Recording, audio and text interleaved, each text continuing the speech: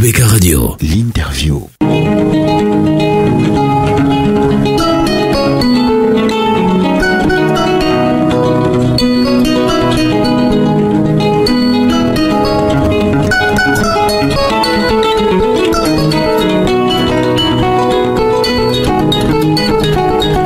Bonjour docteur Foshibe.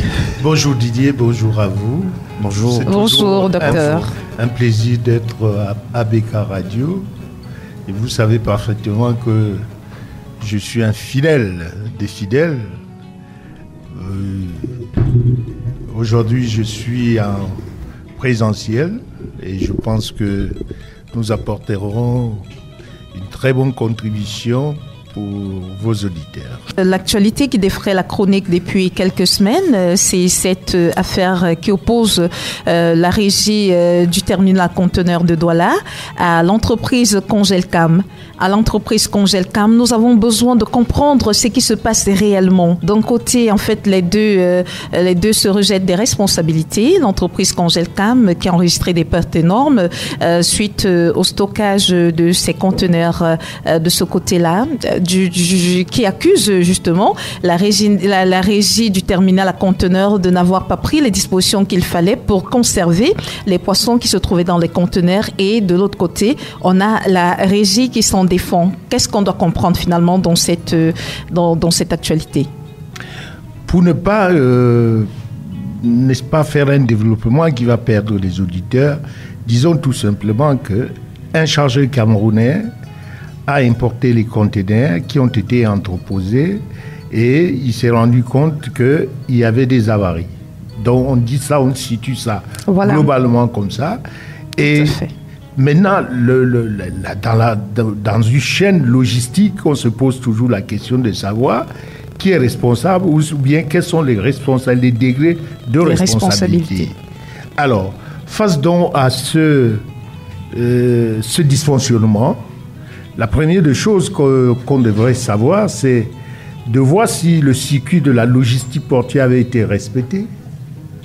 Et de deux, maintenant, quelle est la vraie cause? Parce que c'est facile de dire que j'ai entreposé les conteneurs et puis je suis venu et j'ai trouvé des avaries. Et à propos justement du circuit de la logistique, c'est quoi le circuit, docteur? Alors, le circuit de la logistique, c'est quoi?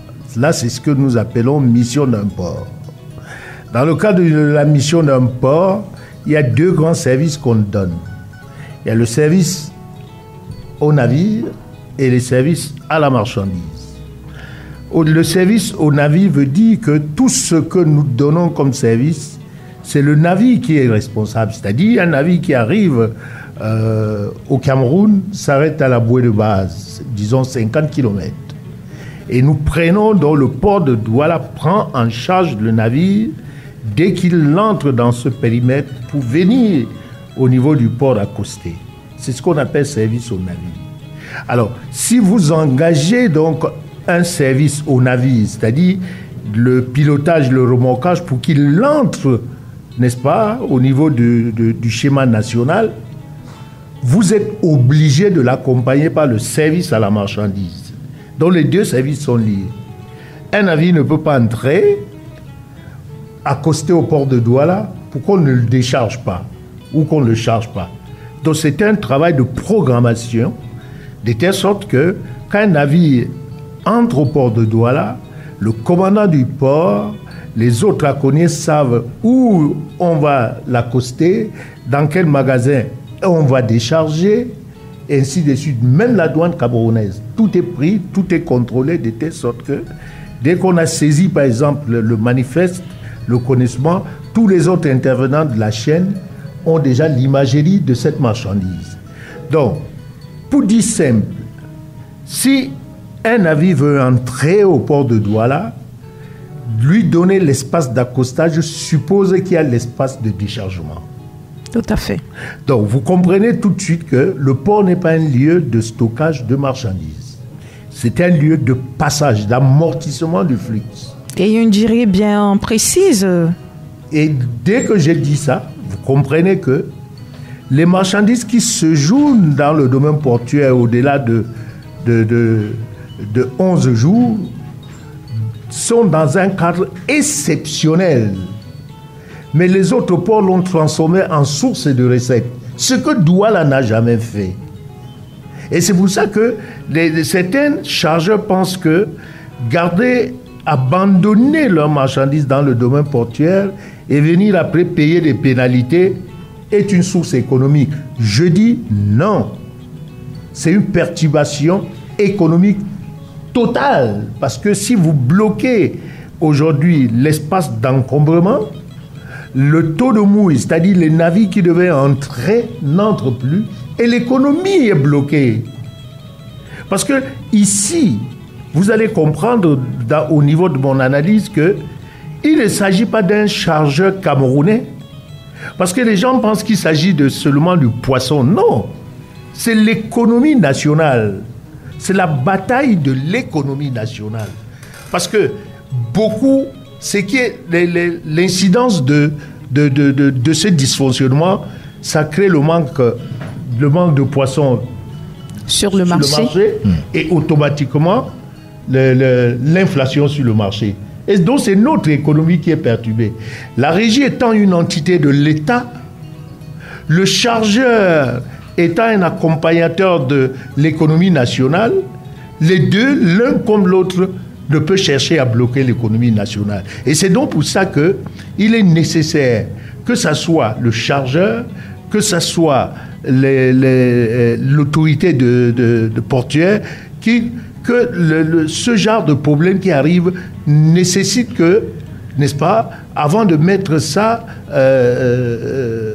sur l'écoute extérieure, que les deux s'entendent pour dire exactement ce qu'il y a. Parce qu'un poisson pourri peut être consommé derrière, peut-être dans un village au Cameroun, et ça crée des problèmes que ça crée. Donc quand je dis ça, je conclue en disant que ce problème, au niveau de la chaîne logistique, aucun problème n'a été décelé. C'est-à-dire le navire est entré, on l'a déchargé, et la particularité de navires surgelés, c'est qu'il faut les brancher. Et à ce niveau, le port a fait un travail aujourd'hui d'investissement qui a permis de passer de 250 zones de branchement à 800. Ça veut dire que le port connaissait parfaitement ce trafic comme un des trafics vraiment recherchés au niveau du port de Douala. Ceci n'enlève en rien, n'est-ce pas, l'investissement que le chargeur se doit de faire, surtout sur la qualité de ce mouvement de conteneurs. Ça veut dire que quand vous faites du surgelé, vous devez avoir de l'espace de branchement chez vous. Aujourd'hui, dans le domaine portuaire... Chez vous, c'est à quel niveau? C'est dans le conteneur? Hors du port. Aujourd'hui, tous les chargeurs camerounais qui font dans les divers sachèries ont leur magasin extérieur port. Et ceci, leur logistique ne commence pas dans le port, mais ça commence dans leur magasin extérieur du domaine portuaire. Mais il faudrait déjà que les conteneurs soient sortis du port. Mais pourquoi? Ça veut dire donc que ce dysfonctionnement a été observé dans les années 2015. Et en 2015, tous ceux qui interviennent au niveau de la chaîne de foie au port se sont réunis au ministère du Commerce. Eux-mêmes, ils ont décidé, résolution à l'appui, que tout ce qui arrive comme conteneur surgelé ne doit plus être entreposé, sauf cas exceptionnel. Donc ça veut dire que quand vous avez déjà signé une résolution, j'ai dit ils étaient au moins 18.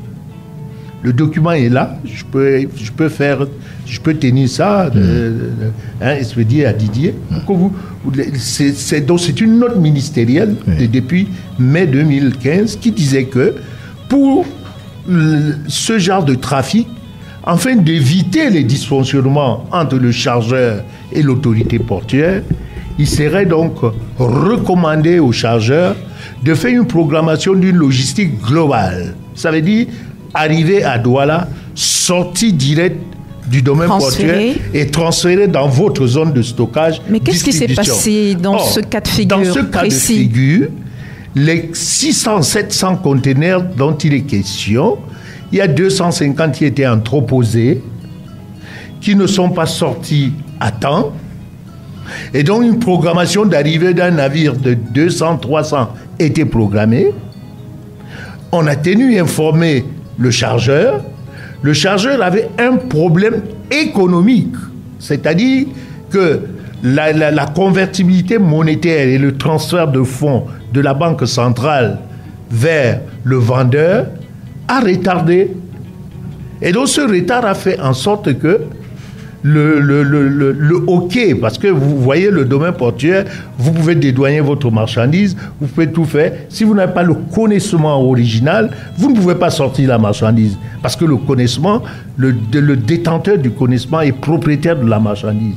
Donc tout ce qu'il avait fait sur la chaîne logistique, à savoir payer les frais de passage portuaire, toute cette fonction avait été respectée, mais malheureusement la fonction internationale de convertibilité monétaire, qui ne dépend ni de lui, ni de la RTC, la Banque centrale n'ayant pas pu à temps convertir donc cette chaîne financière, les conteneurs ont commencé à subir maintenant un surchoc d'encombrement. L'autre navire étant arrivé et qu'on lui donne le service au navire, automatiquement il faut le stocker. En stockant, le dernier navire arrive et le chargeur sait parfaitement qu'il y a déjà encombrement portuaire. Donc vous voyez pourquoi je vous ai dit, il faut faire très attention parce que vous êtes face à un dysfonctionnement où il y a deux intervenants. Un intervenant de la logistique où il n'y a pas d'erreur logistique, c'est-à-dire la RTC a déchargé, a entreposé, a branché et attend le chargeur pour récupérer ses conteneurs. Le chargeur a un dysfonctionnement financier international qui l'empêche de sortir. Ce n'est pas aussi de sa faute. Mais maintenant, les surcharges aujourd'hui de prendre encore des navires de porte-conteneurs et les décharger arrivent au port de Douala. Mais la RTC ne pouvait donner que son service en espérant que le chargeur, tel que avaient été définies les recommandations en 2015, devait comprendre que l'enlèvement sous palan est privilégié. Donc en réalité, quand on est logisticien... Donc il faut évacuer la thèse du complot contre cet opérateur économique. Non, il n'y a aucun complot. Parce qu'on parle d'une thèse de complot. Il n'y a pas de complot. Ce désir de... Donc, il ne peut pas... Donc, docteur Edouard Fauchivet. Le complot, c'est pour ceux qui ne comprennent pas la vitalité d'une chaîne logistique. Docteur Fauchivet, les deux ont des raisons de se justifier. Donc, mais on pourrait se demander qui a raison. Oui, on pourrait se demander qui a raison. C'est pour ça qu'une table tripartite serait aujourd'hui obligatoire que de rester parce que si vous restez au niveau de la logistique... Restons d'abord dans la tripartite. Vous mettrez qui autour de la table? Le ministère de Commerce, le chargeur et la RDC. Voilà. C'est ça la tripartite. Voilà. Le gouvernement et les chargeurs camerounais ont privilégié un enlèvement sous palan. Ça veut dire qu'il n'y a plus d'attente au niveau du port de Douala. Donc si vous déchargez, votre marchandise se joue au port de Douala, c'est sous votre responsabilité, c'est pas sous la responsabilité de la RTC. Parce que vous avez signé en 2015 que votre logistique sera une logistique globale depuis Douala, port, jusqu'à rendu votre domicile. Et donc s'il y a un dysfonctionnement, vous devez vous questionner. Donc dans ce genre de logistique, la variable qui doit être ajustée, c'est l'anticipation. Anticipation des données logistiques et anticipation des données financières à l'international. Cette solution doit permettre à Congecam, aux chargeurs, je préfère aux chargeurs de continuer à animer la chaîne commerciale nationale et à la RTC de continuer à être le vecteur de transit de l'économie nationale. Parce qu'aujourd'hui, le terminal à conteneurs de Douala représente 3 pays, sinon 4. Et donc, on ne peut pas écraser l'économie nationale et empêcher un chargeur de continuer à vivre. Si le terminal conteneur aujourd'hui est bloqué, ce chargeur ne va plus faire du commerce, n'aura plus la valeur ajoutée qu'il aura, même s'il va par Kribi, il aura un transport post-acheminement vers Douala. Il faut donc se méfier, ce sont deux acteurs. Politiquement, la RTC est un acteur gouvernemental et le chargeur est un homme politique de ce système, de ce pays. Et donc, la raison, normalement, de se retrouver autour de la table et de chercher maintenant à reparer, à faire en sorte que le chargeur continue à animer la chaîne commerciale et que la RTC continue à être ce vecteur. Qui va payer finalement cette note, cette perte-là? Sur la table, ils vont trouver. Et le paiement, ce n'est pas seulement en termes de données financières, ça peut être en termes de prestations. Oui. Je donne un exemple. Oui. Le chargeur ne peut pas fuir le terminal à conteneurs. Et le gestionnaire du terminal à conteneurs, pour sa valeur et sa productivité, aura besoin du chargeur. Et donc, comme les deux ont la même surface de réparation, c'est-à-dire le terminal à conteneurs, les prestations qui sont données au chargeur peuvent être continuées à donner au frais zéro et l'économie continue à tourner. Est-ce que le consommateur ne risque pas finalement être celui-là qui va payer la note? Dans ce cas-ci, le consommateur n'aura le choc au niveau de la consommation ne se fera pas sentir. Parce que contre, pour récupérer le manque à gagner, ça peut être le coût de la marchandise peut être augmenté. C'est pour ça que j'ai parlé de la qualité du chargeur. Le chargeur est un homme politique du système politique national. Et donc, il sait parfaitement que, en défendant les lois pour faire du Cameroun un pays développé, il connaît les tenants et les aboutissants. Donc, il ne peut pas perturber une chaîne de politique commerciale. Et donc, il faut reconnaître ça en cet homme. Et reconnaître qu'en réalité, c'est deux enfants d'une même maison qui se retrouvent dans le même salon. Mais ce dysfonctionnement a pour cause un effet extérieur à la logistique, qui tient plutôt sur la logistique commerciale. Et donc, la logistique commerciale, le port est dans la logistique portuaire et le client est au niveau de la logistique commerciale. Donc, c'est deux entités bien différentes. Voilà. Et c'est pour ça que l'anticipation, tant des données logistiques que des données commerciales, devait se faire. Le ministre du Commerce, Luc Magloire Baga-Tagana, ne s'est pas véritablement prononcé sur la question. Oh, mais il n'est pas. Et vous savez, il n'a pas grand-chose à faire dans cette crise. Il a grand-chose à faire, c'est de mettre les deux acteurs face à face. Je vous dis que, de prime abord, et vous-même avec Fifi, quand ce problème naît, les gens pensent tout de suite que c'est un complot. Il n'y a pas de complot entre deux acteurs qui sont des frères dans une même maison. Je vous ai dit, la RTC est une c'est une société de l'État. Et puis le propriétaire, ce chargeur camerounais est un élément majeur de l'économie nationale. Donc le problème peut se traiter à l'intérieur de la maison sans que vous et moi nous soyons au courant. C'est parce que les gens ont voulu amplifier et montrer... Peut-être parce qu'il y avait un dialogue de sourds et il n'y avait pas de réactions par rapport à... Je vous pose la question, Fifi. La RTC empêche le chargeur camerounais de bénéficier de sa logistique pour que qui vient aujourd'hui supporter le marché de consommation de poissons? Qui? Aujourd'hui, le terminal, le directeur général du port, depuis pratiquement 3 ans, est en train de tout faire pour moderniser le terminal pêche. Donc, il n'arrive pas. Ça veut dire que même les poissons de nos eaux territoriales ne sont pas consommés par nous. Vous le saviez? Oui. Notre meilleur poisson, c'est pas ce que vous mangez à Youpé, là. Oui. Bon, on l'exporte. Très bien. Donc, ça veut dire que même au niveau maintenant du support de l'économie nationale, le monopole de Congecam vient plutôt accompagner la consommation nationale. Parce que s'il n'est pas là, vous n'aurez pas... Donc il n'y aurait pas intérêt à ce il n'y a pas intérêt aujourd'hui à faire en sorte que le chargeur camerounais de surgelés ne puisse pas être présent sur le marché.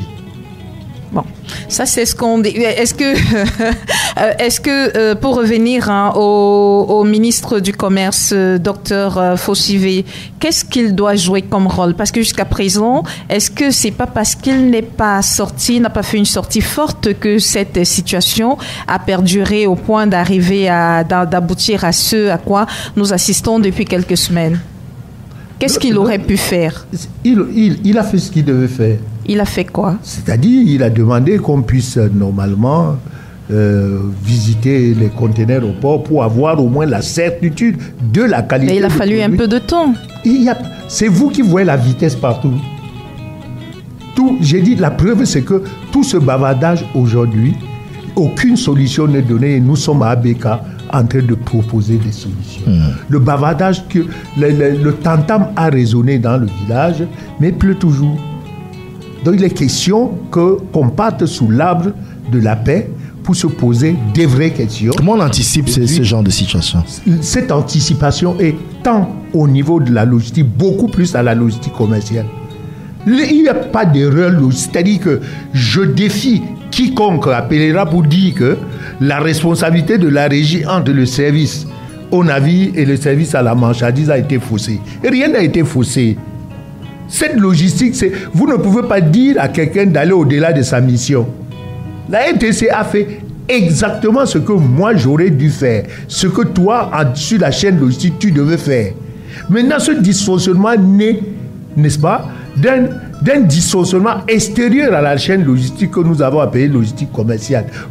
Si l'État peut prendre cette responsabilité, parce que la conversion monétaire ne dépend ni du chargeur, ni du tout. Voilà pourquoi il faut introduire un quatrième responsable. Un acteur, cet acteur, la voilà. BEAC centrale. Pour voir si ces documents financiers sont arrivés à temps. Parce que vous pouvez faire comme ça, que le chargeur, il n'y avait qu'une semaine qu'il avait envoyé les documents de transfert. Et aujourd'hui, avec les difficultés monétaires, il faut anticiper. Ça veut dire que la commande que vous voulez avoir pour supporter le marché, par exemple, de décembre, les accords financiers doivent partir depuis juin. C'est ça l'anticipation. Logiquement. C'est ça, c'est tout. Et les brasseries du Cameroun, sans publicité, mais heureusement que je les vois là. Donc, oui, ils sont des partenaires. Ils sont nos partenaires. Les brasseries du Cameroun aujourd'hui constituent l'entreprise de la meilleure logistique d'appui. Et nous nous basons dans le cadre de l'enseignement sur le modèle brasserie du Cameroun pour montrer le support de la logistique d'anticipation. Donc si vous allez aux brasseries au moment où je vous parle, la commande de la matière première pour le gros marché de décembre est déjà lancée. Ça veut dire que le port est conscient que c'est un trafic, n'est-ce pas, qui permet à l'économie nationale de tourner. Mais il ne faut donc pas exagérer. Les gens veulent à tout prix incriminer le terminal à conteneurs. Oh, je vous ai dit que il faut que les gens restent dans la logistique commerciale, qui sortent de la logistique portuaire. La logistique commerciale appartient aux chargeurs. Anticiper sur ces événements de sortie pour sa distribution et commerciale. Tout à fait. Anticiper sur les effets transactionnels monétaires est sous sa responsabilité. Mais la responsabilité de la régie, c'est je décharge, j'entrepose et je vous livre. Sur cette chaîne, est-ce que la NTC a fait son travail? On dit oui. Le reste, c'est du pipeau. Allons à l'international à présent, Dr Edouard Fauchivet. Allons faire un petit tour au Sénégal, le pays de la Teranga, pour essayer de comprendre ce qui s'y passe. On a vu Macky Sall qui, après avoir fait ce qu'il a fait à l'endroit de Ousmane Sonko, finit par dire qu'il ne se présentera pas pour les prochaines élections. On a envie de savoir, mais tout ça pour ça. Pourquoi il a fait ça? On aurait pu s'en tenir à ne rien faire et laisser Sonko passer simplement. Est-ce que vous croyez que c'est les clameurs de la foule, auquel cas la foule n'est pas si bête, ou alors c'est qu'il s'est juste ravisé politiquement et a compris que ça ne servait à rien d'aller au-devant de ce qu'on peut considérer comme des ennuis qui se profilaient à l'horizon? Le président Macky Sall s'est rendu compte aujourd'hui qu'il est président d'un peuple. Il écoute la voix de son peuple. Il agit pour le peuple. Son intention était justifiée. Il voulait ce troisième mandat. Fixer mon regard à côté de lui. Oui. Donc, la réponse du peuple, qui avait été considéré toujours dans le temps comme un pays de valeurs démocratiques, les Sénégalais ont dit non pour le respect de leur constitution. Et c'est pour ça que Macky Sall a fait c'est un très bon joueur de dames. Il a poussé tous les pions, il s'est rendu compte que le peuple n'acceptera pas. Tout le reste, tout ce qui s'est passé est politique. C'est-à-dire que chaque fois que j'aurai Didier en face de moi qui m'empêche d'être président, les mains sales de Hodrel, les mains sales, je couperai. Oui. Et donc, ça c'est la politique. Oui.